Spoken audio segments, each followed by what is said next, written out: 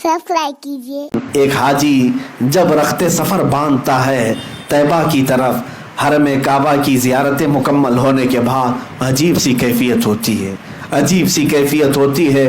जब वो निकलता है तो वजद में होता है, खुशियाँ मना रहा होता है, और जिसके दिल में मेरे आका की बारगाह में पहुँचने की आस लगी रहती है वो मिनट मिनट गिनता रहता है, हर घंटे पूछता रहता है अभी मदीना कितना बाकी है, अभी कितना बाकी है।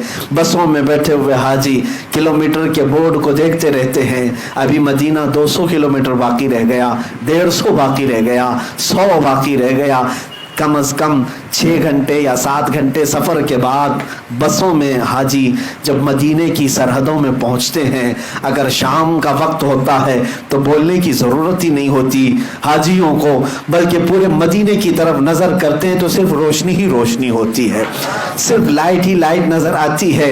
लेकिन उसमें भी मैंने महसूस किया है किसी हाजी को ये बोलने की ज़रूरत नहीं पेश आती कि हुजूर की मस्जिद किधर है, बल्कि उन हज़ारों लाखों लाइटों में भी हाजी आसानी से पहचान लेता है मेरे मुस्तफ़ा की मस्जिद नबवी नजर आ रही है। तकरीबन वो अभी 10-12 किलोमीटर दूर ही होता है, लेकिन उसे मीनार नजर आते हैं और वो पहचान लेता है। मैंने कई हाजियों को महसूस किया है जो जिंदगी में पहली मर्तबा जा रहे हैं, पहली मर्तबा जा रहे हैं, जिन्होंने कभी मदीने की वादियों को देखा नहीं, उनको भी आप कुछ ना बोलें, बस में बैठे रहें, थोड़ी देर के बाद वो वजद में उछलता हुआ कहेगा मौलाना वो जो रोशनी नजर आ रही है क्या यही मस्जिद नबवी नहीं है? हमने महसूस किया कि सच्ची गुलामी हो तो बड़ी दूर से भी नजर आती है। मेरे आका को पहचानने के लिए गुलाम, मेरे अजीजों, आज मैं ये कह रहा हूं कि मस्जिद नबवी की लाइटिंग देख करके जब दूर से गुलाम पहचान लेता है तो मैदान महशर में वो हकीकी चेहरे को देख रहा होगा। उस चांद से ज्यादा चमकने वाले चेहरे को देखेगा तो क्या उम्मती नहीं पहचानेगा? अजीज़ान गिरामी वक़ार, हम इसी आस में जीते हैं कि वो आका तशरीफ लाएंगे और अपने जलवे जहां आरा से हम सबको मुशर्रफ करेंगे। मदीने तैयबा की हाज़िरी यकीनन ये अदब की हाज़िरी है। बारगाह मुस्तफ़ा में जब हम हाजिर होते हैं 2 कैफियतें होती हैं, एक खुशी की भी और एक रिक्कत की भी।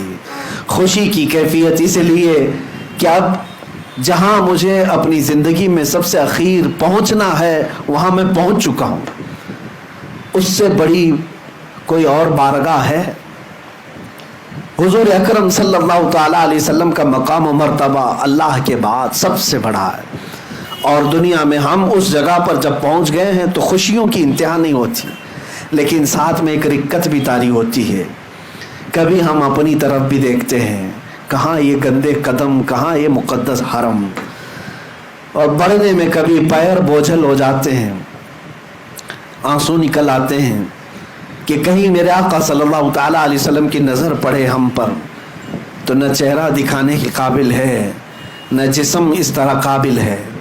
लेकिन मेरे अजीज़ों, इन्हीं कश्मकश में एक मुहिब्ब रसूल जब बाबुस्सलाम में दाखिल हो ही जाता है, हज़ारों की भीड़ में लगी जाता है, तो दिल पर फिर ये तसल्ली आती है।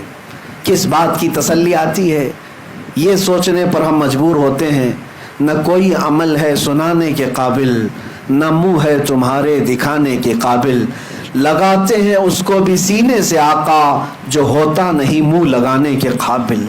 जब ये बात याद आती है तो फिर हौसला हो जाता है कि तुझसे जो मुंह छुपाऊं तो करूं किसके सामने या रसूल अल्लाह, आपके पास ना आऊं तो फिर किसके पास जाऊं?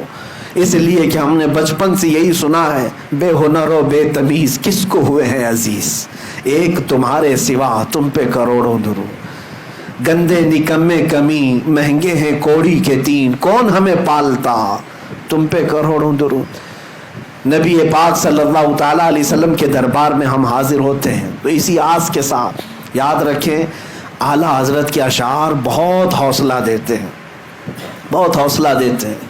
कम अज़ कम मैं अपने मुतालिक ज़रूर कहता हूँ, बड़ी हौसला मंदी की यहाँ पर बातें मिलती हैं। फिर जब बारगाह मुस्तफ़ा में हम पहुँचते हैं, वो जालियों का सुनहरा मौका, अल्लाहु अकबर। चाहता तो हर हाजी यही है कि घंटों यहीं खड़ा रह जाऊं, بلکہ ہماری تمنا تو یہی ہوتی ہے کہ ہم یہیں گڑے رہ جائیں اور روح ہماری نکل جائے. لیکن تقاضۂ فطرت یہ ہے، ایک میرا ہی رحمت میں دعویٰ نہیں، شاہ کی ساری امت پہ لاکھوں سلام. لاکھوں لوگ وہاں پر منتظر ہیں میرے آقا کی ایک دید کے، ایک طلب کے. ہم سلام کر کے صرف آگے بڑھ ہی جاتے ہیں اور اس تمنا سے جھالیوں کے سامنے سے گزرتے ہیں کہ ضروری نہیں کہ یہاں کھڑے ہو کر کے ہی سنائیں تو سنیں گے. میرے آقا کا مقام تو یہ ہے کہ دور و نزدیک کے سننے والے وہ کان لالے کرامت پہ لاکھوں سلام. دروازے سے باہر آ جاتے ہیں لیکن ہمیشہ ایسا ہی لگتا ہے کہ حضور پاک صلی اللہ تعالیٰ علیہ وسلم کے دربار میں پھر آئے ہیں.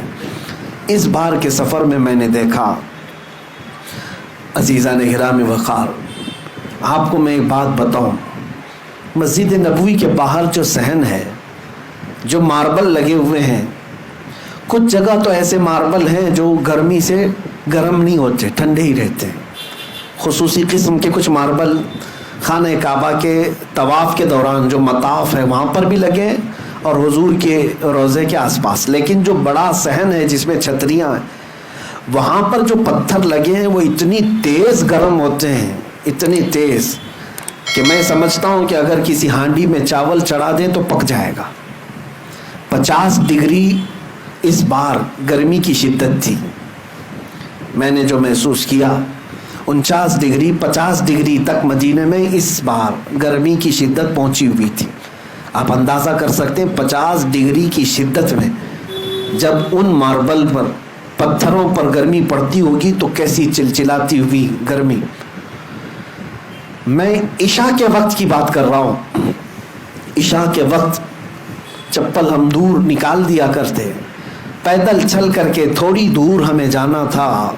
اتنی دیر میں ہی ہمارے تلووں کے اندر پورے عجیب سی گرمی ایسی لگی کہ بعد میں دیکھا، محسوس کیا. میرے عزیزوں، میں یہ شکایت کے طور پر نہیں کہہ رہا ہوں، صرف یہ بتا رہا ہوں کہ پتھر کتنے گرم ہوتے ہیں. رات کے وقت جب اتنے گرم تھے. اب میں حقیقی بات بتانا چاہتا ہوں. ظہر کے وقت میں نے دیکھا، جانے کی ہمت نہیں تھی، دور کھڑے تھے جنت البقیع کے پاس. ایک بندے کو ہم دیکھ رہے تھے ننگے پیر پیدل انہی پتھروں پر چلتا ہوا باب السلام کی طرف گیا. کسی اور کے چلنے کی ہمت بھی نہیں ہے بغیر چپل کے. گیا باب السلام میں اندر داخل ہوا، سلامی پیش کیا. وہاں سے جلدی نکال دیتے ہیں پولیس والے، سلام کرو نکل جاؤ. نکل آیا. باہر آنا ایسا ہے کہ پیر رکھو تو چیخ نکل جائے گی تمہاری. لیکن انہی میں وہ آرام سے چلتا ہوا یہاں تک آیا. دوبارہ پھر باب السلام گیا، چلتے ہوئے واپس گیا، پھر داخل ہوا، سلام کیا. تھوڑی دیر کے بعد دیکھے پھر باہر نکل آیا، پھر اسی گرم پتھروں پر پھر چلتے ہوئے باب السلام کی طرف گیا. کافی دیر تک دیکھتا رہا، نہ جانے وہ کب تک اس طرح ادھر سے جاتا تھا، سلام کر کے پھر آتا تھا، پھر انہی پتھروں پر.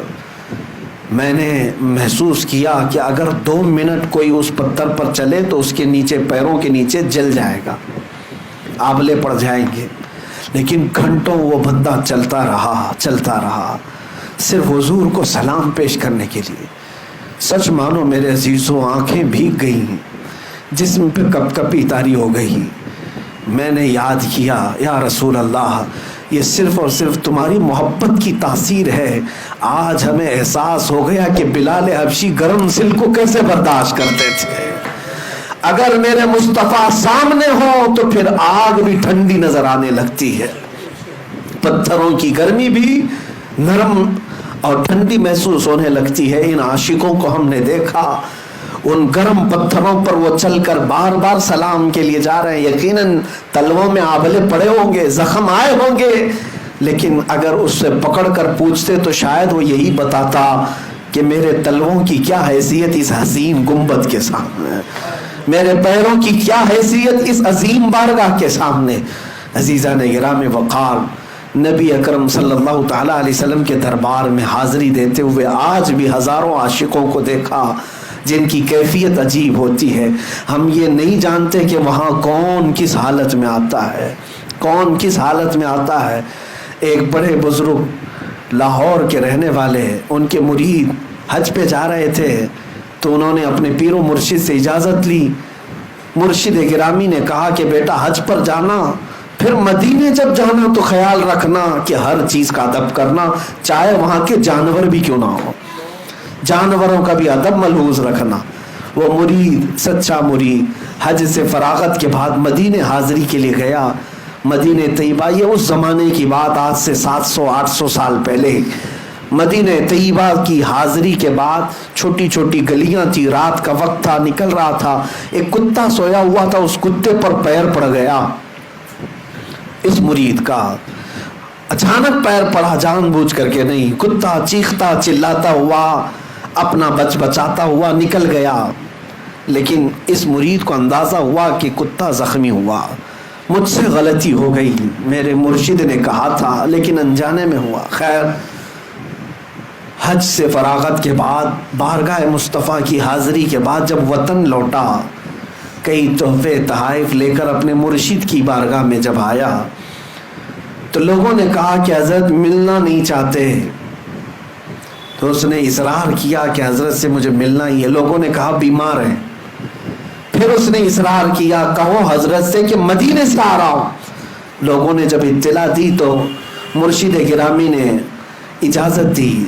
جب وہ حاضری کے لیے اپنے مرشد کے پاس آیا تو زخمی حالت میں دیکھا، ہاتھ پر پٹی بندھی ہوئی. پوچھا حضور کیا ہوا آپ کو؟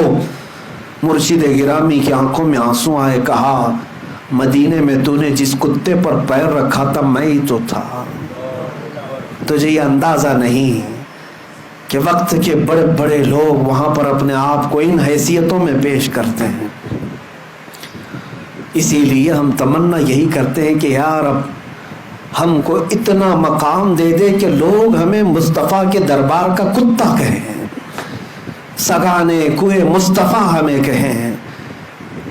اعلیٰ حضرت فاضل بریلوی رضی اللہ تعالیٰ عنہ یہ دعا بھی کیا کرتے تھے اور فخر سے بھی کہتے تھے، میں رسول پاک صلی اللہ علیہ وسلم کے دروازے کے باہر بیٹھنے والے دربانوں کا کتا ہوں.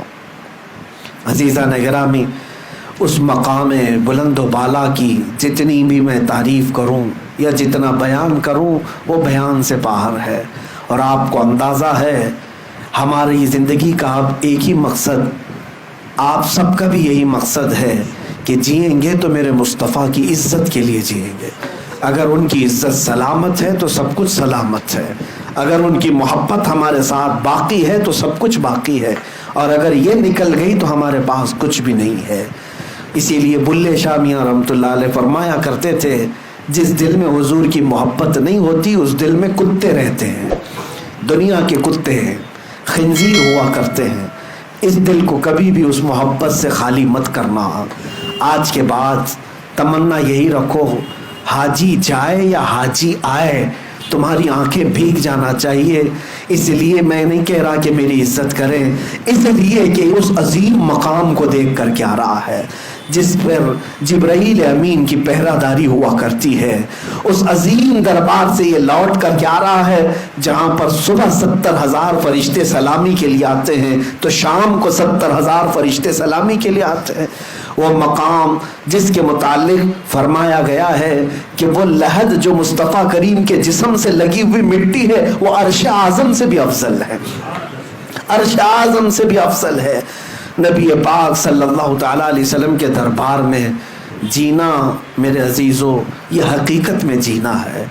میں نے مرشد گرامی حضور تاج الشریعہ رحمۃ اللہ تعالیٰ علیہ کو یہ کہتے ہوئے بھی سنا ہے کہ وہ اپنے اشعار میں بھی یہ کہتے تھے، داغ فرقت طیبہ قلب مزمحل جاتا، کاش گنبد خضرا دیکھنے کو مل جاتا.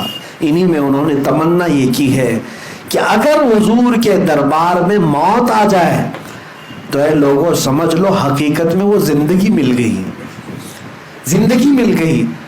یہاں کا جینا تو ہم دیکھ رہے ہیں، یہاں جی کر کے بھی موت کی طرح ہے، مردار کی طرح لوگ جیتے ہیں.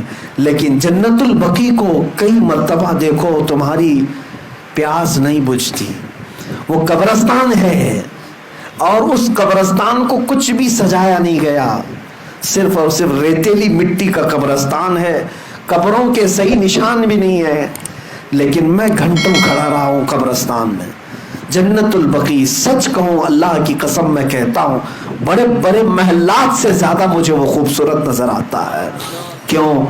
اس لیے کہ وہاں لیٹا ہوا ہر کوئی قبر میں اگر کچھ دیکھ رہا ہوگا تو اس ہرے گنبد کو دیکھ رہا ہوگا، سامنے ہی گنبد خضرا ہے۔ جتنوں کو بھی وہاں لٹایا جاتا ہے میرے مصطفیٰ کے پڑوس میں لٹایا جاتا ہے۔ میرے عزیزوں، بزرگوں نے فرمایا، ایک بندے نے سوال کیا تھا اپنے پیر و مرشد سے، حضور یہ تمنا کیوں کرتے ہیں کہ بزرگوں کے دیار میں ہمیں موت آ جائے، وہاں پر ہمارا دفن ہو جائے؟ ایسی محفل لگی ہوئی تھی، انہوں نے کہا بیٹھ جاؤ خاموش، میں بعد میں جواب دیتا ہوں۔ گرمی بہت تھی، آپ نے پنکھا منگوایا، فین منگوایا، گرمی بہت زیادہ تھی، محفل میں بہت سارے لوگ تھے، پنکھا لایا گیا، پنکھا لگایا گیا، جب پنکھا چلایا گیا ہوا بہت تیز آئی، ظاہر سی بات ہے حضرت کے لیے لایا گیا تھا پنکھا، لیکن سامنے جتنے تھے ان کو بھی ہوا لگ رہی تھی۔ اس مرید سے حضرت نے کہا یہ پنکھا کس کے لیے ہے؟ کہا یہ آپ کے لیے۔ کہا ہوا تو تجھے بھی لگ رہی ہے۔ کہا اسی لیے ہم تمنا کرتے ہیں بزرگوں کے دربار میں دفن ہونے کی کہ رحمتیں ان پر برس رہی ہوتی ہیں، چھینٹے ہم پر بھی پڑ جائیں گے۔ اور جب دوسرے بزرگوں کی بات یہ ہے تو میرے مصطفیٰ کے دربار میں کتنی رحمتیں برس رہی ہوں، کتنی بارشیں ہو رہی ہوں گی۔ حضور کا دربار بھی ہے، صدیق اکبر بھی وہی ہیں، فاروق اعظم بھی وہی ہیں، عثمان غنی بھی اسی جنت البقیع میں ہیں، سیدہ کائنات فاطمہ الزہرا بھی اسی قبرستان میں ہیں، ماں عائشہ صدیقہ وہاں ہیں، حضور کی ساری ازواج مطہرات ہم سب کی مائیں وہاں پر ہیں، حضور کی پھوپھیاں وہاں پر ہیں، 10,000 کے قریب صحابہ وہاں پر موجود ہیں، 1,00,000 سے زیادہ تابعین اور اولیاء وہاں پر ہیں۔ اگر اس قبرستان میں کوئی دفن ہو گیا تو اس کے وارے نیارے ہیں۔ میرے عزیزوں کیا پوچھنا اس کے لیے، اس کے بارے نہیں آ رہے ہیں۔ اللہ کریم جب ہماری زندگی ختم ہونے کے قریب آئے تو ہم کو مدینے سے قریب کر دے، میرے مصطفیٰ کے دربار میں سلام پیش کرتے رہے، اور ادھر سے ملک الموت کی طرف سے روح قبض کرنے کا مولا حکم عطا فرمائے۔ دھوم سے مدینے میں جنازہ نکلے، میرے مصطفیٰ کے شہر کا کفن پہنے